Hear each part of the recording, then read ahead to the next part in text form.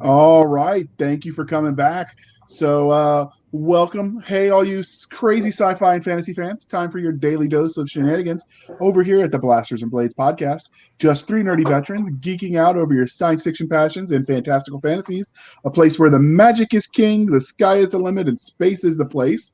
I'll be riding solo tonight because they've got a short 30-minute deadline, so it'll be a quick podcast. And that means too many hosts will slow it down. So, without further ado, let's dive right in. So first, we've got Mr. Mike Lafferty, the one, the only. Can you tell us a little bit about yourself? I am the Midwestern salsa dancing champion. How And freaking standing. Husky Caucasian division. You got to specify that last part. But no, sorry, that was a lot funnier in my head. In all seriousness, I run Fading Goat Games in the BAMF podcast, where you and I have met several times, JR. And we're here to talk about a adventure pack called Tales from the Trail, which is supporting our big book from a couple years back, The After, sort of a Western post-apocalypse. So that's a short scripture. And introduce yourself, sir, Mr. Sean Nokes. Oh, hey, how's it going? Yeah, I'm a big fantasy nerd by trade. Been doing it since the 80s, which, frightens some people, I know. But I was able to put all the words in this book, this wonderful book, which I've got right here, The After. All right, hold on. I will make you solo so you can show it. There you go. Check it out. Glorious. Yeah, this is a beautiful print-on-demand book. You can still get a copy through Drive-Thru RPG if you want one. Also, one of the levels of our current Kickstarter, you can get the PDF if you want to dip your toes in the water a little bit and see what you think. And that'll all be linked in the show notes for everybody. I'm going to take a second because we're going to dive right in because we've got a 30-minute deadline on account of kids needing to be tucked in. So sorry about that. Hey, it happens. You guys are going to be booted for just a second. I'm going to show them a little bit of something so they can see what kind of art they can expect.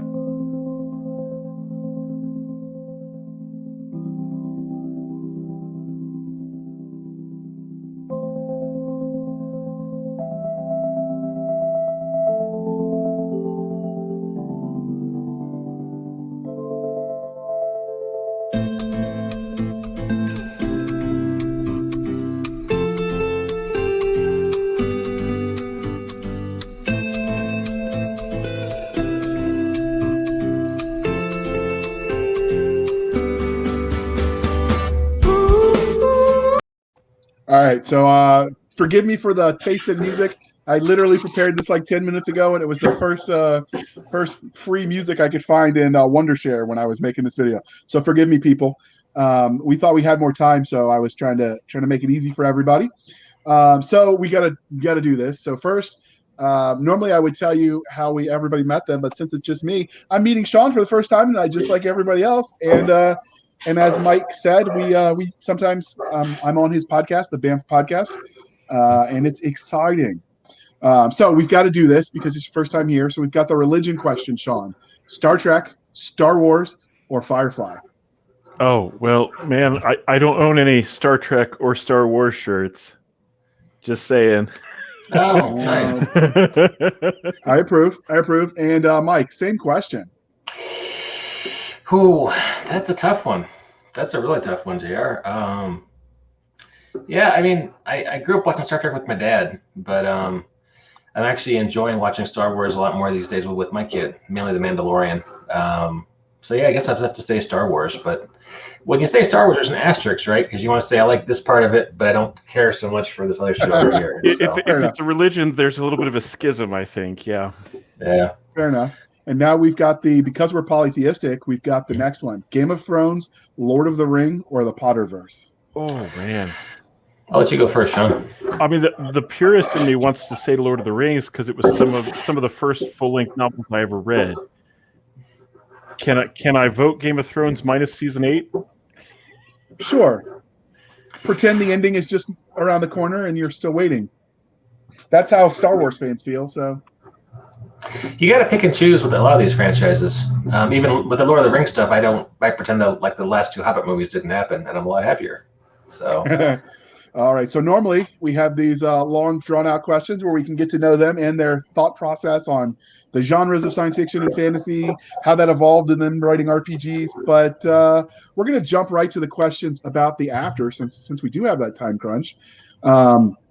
So first we're gonna ask you some RPG topics. So as a designer, how do you guys go about creating immersive worlds that have all the kind of details to flush it out that everyone wants without stifling the creativity of the end user? Sean, how about you take that one? Yeah, well, I mean, it really helped that John treated me the same way when it came to making the After. John Gibbons is our artist, and the setting was his brainchild. He came up with the basic idea and then basically turned me loose with a jetpack and said, make it fly. And when I went in there to start getting crazy and building things and making stuff, I really wanted to make a framework that people could play games in, even if they didn't play the same way I did. And I think the best designers recognize that not everyone approaches a game book the same way. So, I mean, if you really like to play it like D&D and kill everything you meet, you can. If you're interested in collaborative storytelling and community building, you can do that. If it's about exploration, we've got all kinds of that stuff in the book. I tried to make enough useful stuff in there for all kinds of gamers. Yeah, I think maybe we should talk about. Well, no, that was a good question. But if we're talking about the After, we're really talking about the specific tone as a Western frontier post-apocalypse. And you try to make that basic vibe as accessible to many different play styles, as Sean was talking about. If you want to be a murder hobo, you can go kill some dudes. It's there's plenty of Westerns, The Wild Bunch, just to name one, where that's been, what goes on. If you want to do more exploration or more, hey, we're building towards a future, more of a, it's grim and gritty, but there's an aspirational future, you can play that kind of mode too, and everything in between. So okay, so what makes the After in the wild, genre of RPGs, and more specifically the Western sort of set of that? What makes the After different? What makes it special? Well, we tried to slide into a little bit of a niche that we didn't think had been done yet. It is a post-apocalyptic game in that it's set in our current world. There was an alien invasion in 2020 where humanity basically got wiped out. A bunch of other terrible things happened, but our game takes place after that, thus the title. And it's in an area that isn't blasted like you see in Mad Max. It isn't full of ghosts like you see in Deadlands. It isn't completely destroyed. There's food, there's water, there's shelter. Maybe not always quite enough. There is a struggle, but it's not that grim, terrible, count every bullet, count every moldy old cracker in your backpack kind of game. Okay. What about you, Mike? Does that jive for you? You want to add anything? I think you covered it pretty well. Okay, so the reason we guys had you on is because the After is the universe. It's run on what engine did you use to design the game? Savage Worlds, the new Adventure Edition. Okay, so for everyone that's not a gamer, can you give a general rundown of what makes that system unique, I guess, for what they might be familiar with? He can. Delegation. This is a sign of leadership, sir. Well done. Yeah, Savage Worlds is a great game. I really like it because it allows you to quickly build characters that are interesting and different from one another. But also the dice system is very swingy. One of the big things about Savage Worlds is it has exploding dice. If you roll the highest number on a die, it explodes and adds up. You roll an 8 on that D8, you get to add and roll again, which means that unlike some game systems, you never know what's going to happen when you roll the dice. You go into combat with someone and they explode a damage roll, and good night. It makes every combat and every action scene exciting. Okay, and the reason we brought you here was because you have an expansion pack for the After. So the After is the RPG. It's available on our Drive-Thru RPG, as you mentioned, in ebook or printed copy. But can you tell us a little bit about the expansion pack, which is where the art came from that I showed earlier? Yeah, it's going to be an adventure pack. We had 3 planned, and one more has been locked on stretch goals. And, I've got 3 descriptions of these adventures. We did a dramatic reading of these the other night, and that was pretty fun. You'll do that again, Sean? Oh, sure.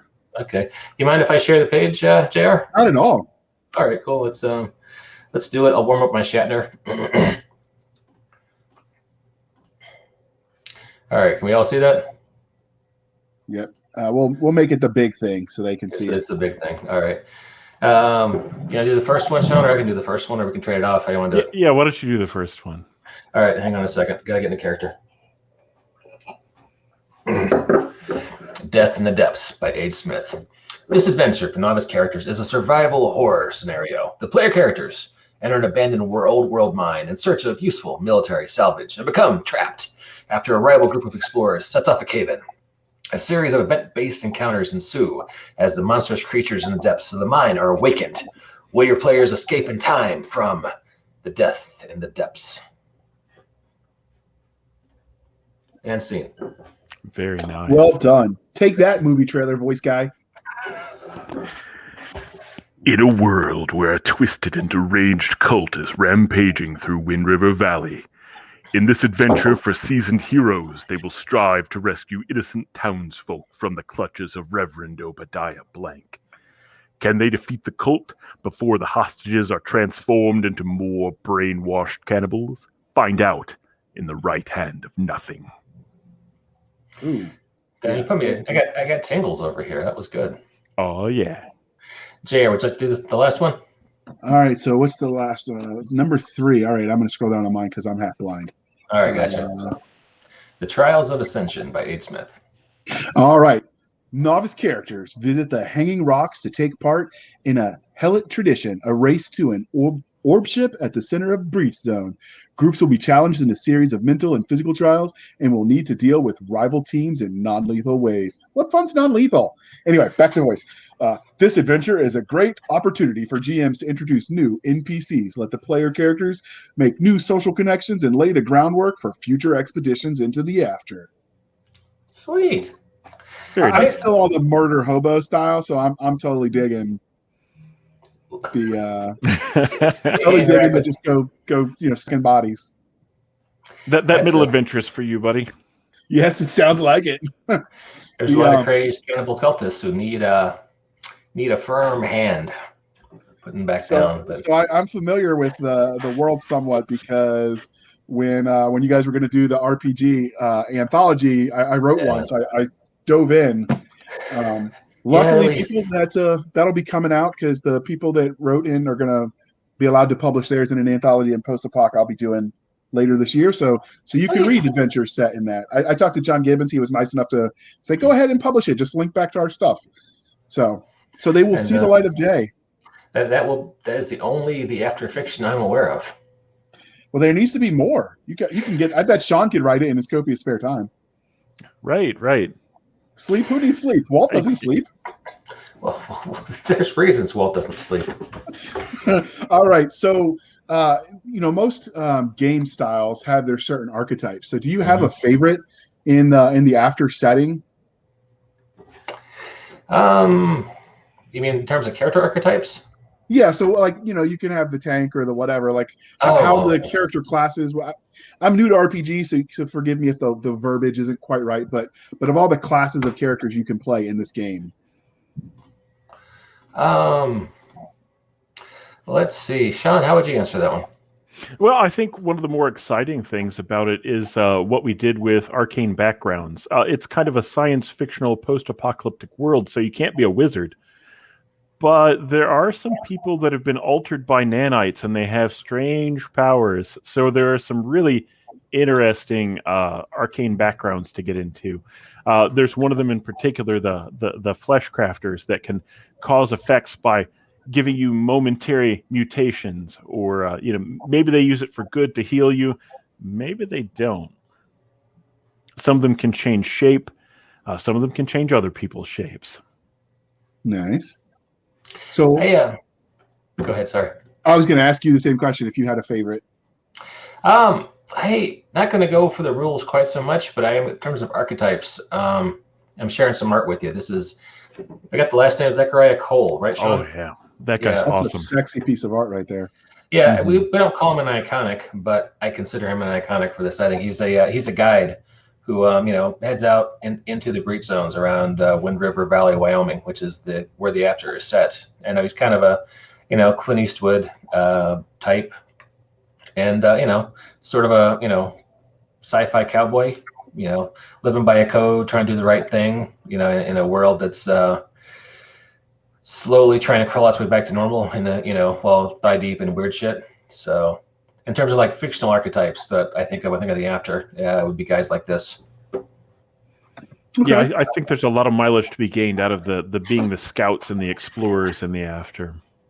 So you mentioned the breach zone, and that was going to be my next question, because I think one of the things you did differently is the way you did the terrain in the universe, which is also going to be impacted by the expansions, is that you had certain zones that were affected in unique ways by the events that happened before, I guess. So do you guys want to talk a little bit about the various terrain types that you came up with? Yeah, exactly. So, what happened to in the before times in the old world? There was an alien race called the Butchers that showed up and just wrecked humanity, doing the classic 50s sci-fi thing of wanting to gather up all of our organic resources and basically do terrible things with people. But what made these breach zones is when their mortal enemies, the ghosts, came out of their extra-dimensional breach area, twisting time and space, and in the areas where their presence was the strongest and where their battles between the Butchers and the Ghosts were the most fierce, you had the very surface of the earth twisted up. And what was left behind was breach zones, places where the laws of physics don't apply. Maybe parts of other worlds and other dimensions were brought into our world. In our vision of it, they don't really shift and change. They're here to stay. But they're really kind of bizarre, which gives a great outlet for GMs that want to get super crazy. What you see on the screen is some art from a zone called the Verdant, which is this big alien rainforest type jungle place full of bizarre creatures, and people tend to explore into it in search of resources. You can find food, furs, but more importantly, you might be able to find the next miracle drug, since regular human science doesn't work anymore. But if you can find berries that will cure your ills, you could strike it rich. And all of the breach zones come with plot hooks and adventure ideas. Nice. So I remember when some of the art from the first RPG book that we shared when we interviewed you guys on the Sci-Fi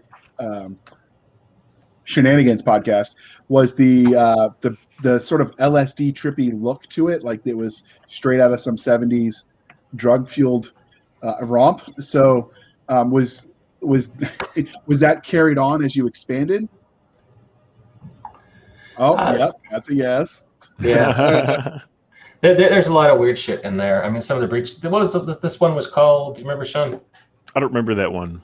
I got the previous page here. This one's the Blight. Oh, the Blight. The Blight might be our weirdest zone. You know what's funny is I wrote that before I saw this movie, but I saw the movie Annihilation after the book came out, and it reminds me in some ways of the Blight. Nice. They're not exactly alike, but there are some similarities. If you spend too long in the Blight, you're going to become like the Blight. Your body's going to do some really, really strange stuff. So people tend to make very quick trips in, quick trips out. And the reason people go in there is that aside from the strange mutating effect of the Blight, and aside from the weird creatures that live there, most everything else from the old world is still there untouched. So if you could make it into the ruins of the old town and maybe break into that safe in the bank, who knows what you'd find? Maybe you could find some books that have been untouched and bring them back to the librarians in your home base of chapter, and get some kind of big kudos for that. There are reasons to go into these places, aside from just, well, they're there. Yeah, the Blight has the only working skee-ball arcade left in North America. Well, that's a reason enough right there. And the page you've got on the screen right there, the Hanging Rocks, that's a place where there are all these bizarre Earth islands that hover in the air, and gravity's kind of strange, so you can jump between them without too much trouble. And there's a whole ecosystem of weird creatures that live there. And we actually have an adventure in the upcoming adventure anthology that is going to be set in that breach zone. The Trials of Ascension take place in the area you're seeing on the screen there. Nice. That's some good artwork. Is that was John Gibbons' work? Oh yeah. Whole book is John. Yeah, it's kind of a lot of the tone of the game, I think, has come through John's art. And no stock art in the whole book, and there's original artwork every page or two. So it's I think we've been asked questions about how you make the setting immersive, and I'm like, well, reading the book is kind of an immersive experience because it's almost a coffee table art book of John's stuff. Oh man, that's glorious picture right there. Yeah, look at that. Look at that. That's it's a Yeti on crack. Yeah. That makes me want to play in the setting right there. I would like to be one of those guys going, oh shit. Bet they wish they were back on Tatooine. I was going to Taji Station to pick up some power converters. Star Wars references. I love it. So that's interesting. So what? Obviously, we mentioned John did the art, but Sean, what was your role in creating this RPG? Well, I wrote everything in the book with the exception of a couple of the adventures that we brought in other authors to help with. I hate to correct you, Sean. I think I wrote at least 6 pieces of gear. Okay, that's legit. Well, he did say almost, so he qualified it from the beginning. Mm-hmm. That is fair. Okay, but we call that rules lawyering. Yeah. John gave me pretty free reign as long as we stuck to the tone that he was interested in. So I was able to put together a lot of the locations, a lot of the factions, to write deeper histories on some of the NPCs that he had in mind. And I really tried to seed the book cover to cover with plot hooks. And what about you, Mike? What was your role besides the 6 pieces of gear? The 6. Don't minimize what I did. That's my writing. Well, I do write more than 6 pieces of gear in a lot of books. For this one, my role was kind of production, project manager, trying to keep things on schedule, trying to, poke the artist, poke the writer, poke the layout guy, try to get things. I was like the guy behind stage at the Van Halen show, with a cigarette and a clipboard, going, "God damn it!" So that was basically me for this book, and it's. I know it seems like we just wrote it yesterday, but John and I started talking about this, 4 years ago, and we brought Sean in shortly after that initial conversation. So this has been a labor of love for many years. So yeah, you did a lot of good work with the print on demand folks too. Did I? What? Wasn't it you that put that together? Refresh my memory. I'm an old guy. You're gonna have to help me out here, bud. Oh, I certainly wasn't the one that made arrangements to have this beautiful hardback book printed. Oh, Craig Williams, one of John's great British friends, did the layout, and he does a fantastic job. And we have anyone who's done print on demand through RPG / Lightning Source will tell you that sometimes it can be a bear. And Craig cracked the code a few years ago on another project, so it went really smoothly. So yeah. So I've got to ask the chicken or the egg question: which came first, the amazing idea for this universe or the art? That would be a good question for John, but I think just the way John works, he starts drawing stuff that interests him, and he has always been a big fan. I mean, he's British, and they're all into Judge Dredd and 2000 AD, and there's a lot of dystopian, that kind of stuff in there. And John was a big fan of an old Soviet Cold War era sci-fi book called Roadside Picnic. And it's a hard book to find, written by Arkady and Boris Strugatsky in the 70s. And the concept is very similar to what you see in the After. There's been an invasion, the aliens are gone now, and you've got all these weird breach zones where shit just ain't right anymore. And that's why it's called Roadside Picnic, because it's kind of like insects or ants looking at the leftovers from your picnic, and there's scavengers who go into those places and take out the exotic tech to, try to sell it or whatever. And kind of from that concept is, sort of poking that along with his love of Westerns and to kind of mush together, and it went from there.